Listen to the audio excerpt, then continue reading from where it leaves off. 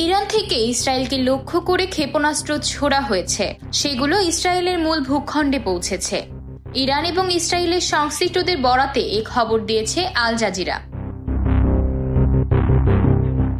মঙ্গলবার বাংলাদেশ সময় রাত 11টার পর প্রকাশিত খবরে বলা হয়েছে, ইরান থেকে ইসরায়েলের দিকে ক্ষেপণাস্ত্র নিক্ষেপ করা হয়েছে। হিজবুল্লাহ প্রধান হাসান নাসরুল্লাহ এবং হামাস নেতা ইসমাইল হানিয়াকে হত্যার জবাবে এই হামলা চালানো হয়েছে। এবারের মতো হামলা সমাপ্ত বলেও জানিয়েছে ইরান। অন্যদিকে ইসরায়েল জুড়ে হামলার সতর্ক সংকেত বাজানো হচ্ছে। দেশটির নাগরিকদের পরবর্তী নির্দেশ না দেওয়া পর্যন্ত নিরাপদ আশ্রয়ে থাকতে বলা হয়েছে।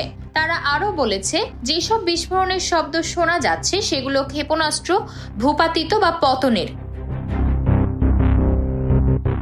এর আগে মার্কিন কর্মকর্তা ও ইসরায়েলি সেনাবাহিনী জানিয়েছিল, আগামী কয়েক ঘন্টার মধ্যে ইরানি ক্ষেপণাস্ত্র ও ড্রোন হামলার আশঙ্কা করা হচ্ছে। 3 ইসরায়েলি কর্মকর্তা জানিয়েছিল, ইরানের পরিকল্পিত হামলার লক্ষ্য 3টি সামরিক বিমান ঘাঁটি এবং তেল আবিবের উত্তরে অবস্থিত একটি গোয়েন্দা সদর দপ্তর। মঙ্গলবার দুপুরে ওই সদর দপ্তর খালি করে ফেলা হয়েছে। এর আগে গত এপ্রিল মাসে ইরান ইসরায়েলের উপর ক্ষেপণাস্ত্র ও ড্রোন হামলা চালায়।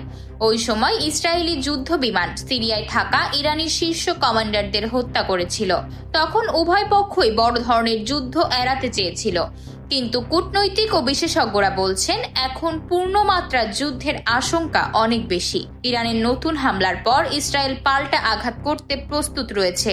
এদিকে চলমান পরিস্থিতিতে ইরানের পাশে থাকার ঘোষণা দিয়েছেন মার্কিন প্রেসিডেন্ট জো বাইডেন। আতকিয়া মাইমুনা, বার্তা 24।